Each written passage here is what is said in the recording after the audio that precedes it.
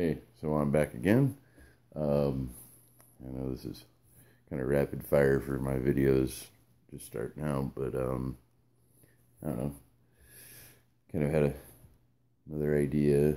I think I don't know if there's any other new pipe smokers that stumble onto my stuff. I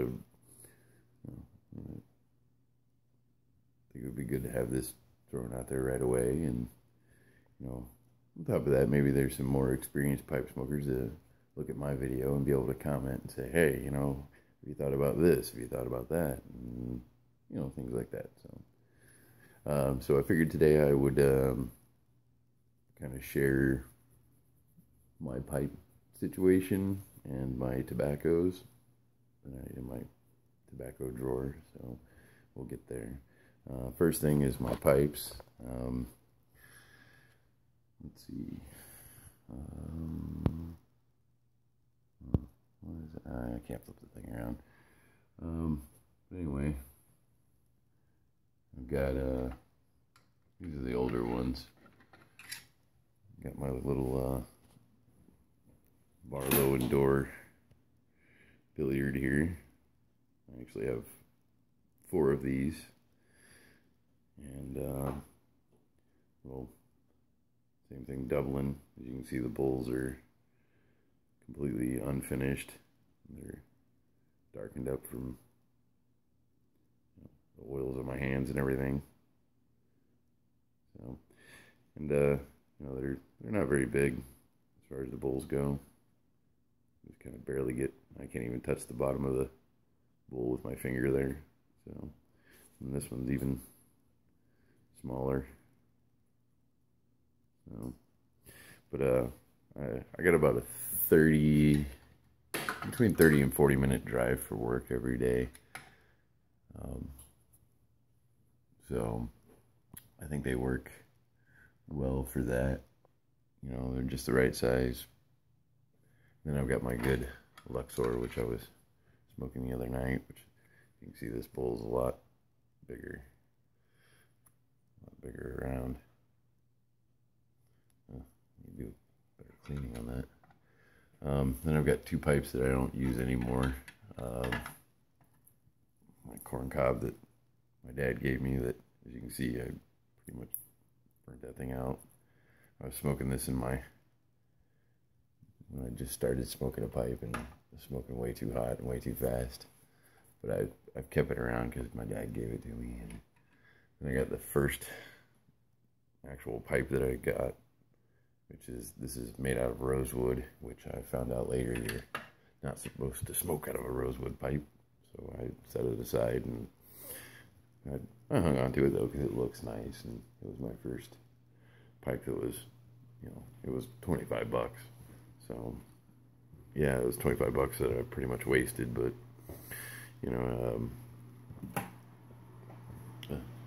terrible lighting. It was kind of a keepsake thing, is why I've hung on to it. So now we'll move on to my tobacco drawer here. And as you will soon be able to see here, let's see, good angle on here. There we go. Got quite a few jars. I jar everything up. Got some empty tins back here, but like I said, I do my own blending. I've got all my blending tobacco here, some toasted burley, dark fired burley, AAA burley, just regular burley ribbon, Latakia, Parikh, black Cavendish, golden Cavendish, red Virginia ribbon, just regular Virginia ribbon, yellow Virginia, Eastern Carolina bright, Turkish Izmir, and some Smyrna. Oh, and my stove black Virginia, which this stuff is pretty cool. It's kind of funky to use in a blend, but I don't know, I've got a weird kind of like, well, not weird, but like syrupy kind of almost taste to it. So I think it's kind of cool. nice to sweeten up a blend with, you know. So, then let's see. And I've got my stuff that I've bought in here, which I've got all the empty tins back there, but I have my, oh, that one is the empty one. My Orlik that I just picked up the other day. This one, is cool. It's already a year old, so it's already aged. So I put it away, and I'm gonna let it age another year. Let's see. This is I picked this up at a cigar shop in Chicago called Up Down Cigars. Cool little shop, nice people. This is called the Natural, if I remember right. This is a Virginia blend of some kind. I think he said that they have somebody blend their tobacco for them, and they've got an okay selection. It's not huge. It's mostly English and aromatics, which I've got so much English it's ridiculous. And I'm with the aromatics. I don't dislike them, but I really am specific with what I do like on them. Then this stuff is called Dealer's Choice, and this is Burley blend. And let's see here, I've got Captain Black Sea, which is it's basically Captain Black Royal with some Latakia thrown in it, which I like. It's a really cool flavor. Some 965 Nightcap Dunhill, Dunhill Elizabethan. Everybody gotta have some Elizabethan. Orlik Club Mixture. This is actually the first Orlik that I bought, and it says on the tin it has notes of coffee and vanilla, and it took, I don't know, about 3 or 4 pipefuls before I really started picking that out and noticing it and going, yeah, hey, there it is. There's that coffee and vanilla kind of taste to it. What else? Oh, Dunhill Standard Mixture. Gotta have some standard. Bradley from Stuff and Things would be proud. Orlik Golden Sliced. There's my jarred up Orlik. That's what I've been smoking on. And actually gave some of that to a friend or a coworker. He was a temporary guy that came out to our landfill from California. And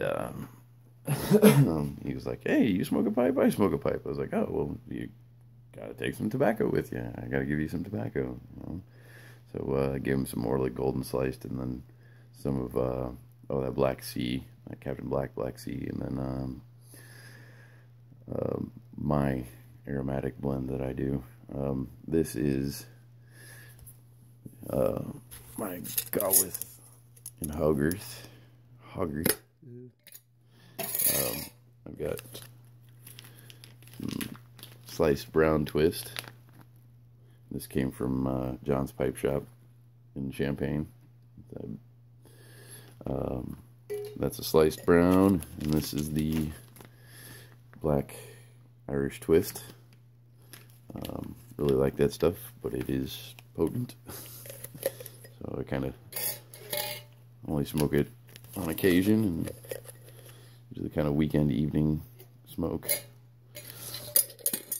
Or every once in a while in the morning when I'm really feeling crazy and want to punish myself. Every once in a while in the morning I wake up and I'm like, I need a punch in the face. I need a flavor punch in the face.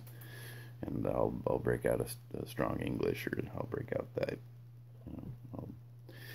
And then we'll move on to my blends here. This is my English blend. I don't know how well, kind of glare there. And it's fairly standard. Virginia, Virginia Latakia, Orientals, and Parikh. Standard thing. This, I'm not sure what you would even call this. It's black and golden Cavendishes. I think some Virginia, maybe some Burley and some Parikh. It's just, I don't know. Then my Virginia Parikh blend, which you can see there's not very much left of that one. And I pretty much everything except for my stove black Virginia. All my Virginias are in there, and I think a pinch of a couple of different Burleys in there, and Parikh, of course. And then my Burley Parikh blend, which I think also has a little bit of Virginias in it, but not much. Like pretty much the opposite of the Virginia Parikh. Oh no, it's not Virginias. It's the Orientals, the Turkish, is in there. I was a Camel smoker when I smoked cigarettes, and you know, when I first started smoking them back when they still tasted like tobacco, I really liked that you know, the Burley and the Turkish together. So I kind of wanted to do something similar with a pipe tobacco and throw in some Parikh for that extra little bit of spice. So it's really good. I like it. It's a good blend, I think. And then of course, like any other good pipe smoker,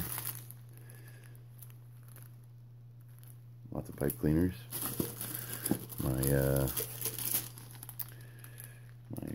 heavy duty monthly cleaning, like Mutton Chop says, do a monthly cleaning, not just your daily cleaning. So I got some bristled pipe cleaners in there, and then some bigger ones that, you know, they were just cheaper ones that I picked up that actually didn't fit on the stems very well. I don't know if it was the wire that they used to make them or what, but they work good for the deep cleaning, so I kept them around.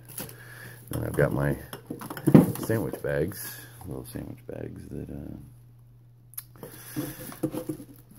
I use for actually pressing my tobacco.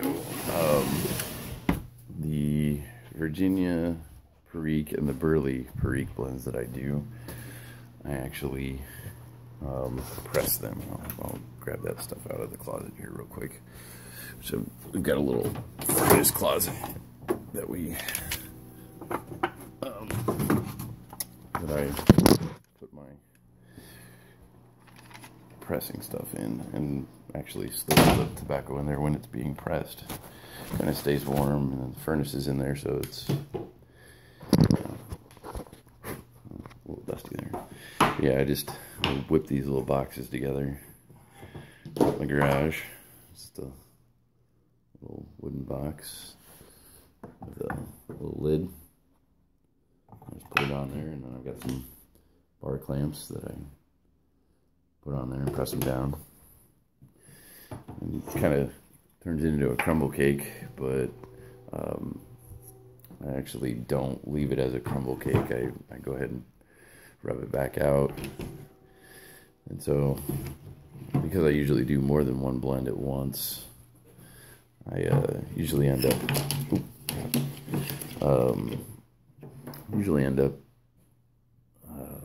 mixing them up, you know, blending them all up, and then putting them in a jar for like a week and just letting them sit.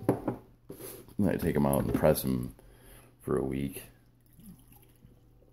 And sometimes I'll take them out, rub it out, and then actually put it back in, like about halfway, you know, I'll be like 3 days or whatever, I'll take it out and, you know, fluff everything up again, put it back in the bag, put it back in the press for another few days. So that's kind of what I'm doing there. I'd say that it does make a difference. I've noticed an improvement, at least from when I first started blending till now, not just in the combinations of tobaccos that I'm using, but also, you know, there's getting a more consistent flavor profile, and I think just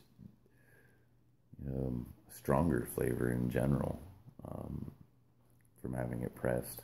So, all right, well, that's my whole little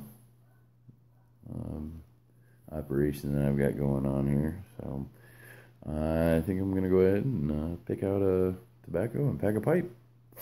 My wife's in the process of getting a pedicure, so kind of got the house to myself. Figured it'd be a good time to do this and go enjoy a pipe. So y'all do the same. Take her easy.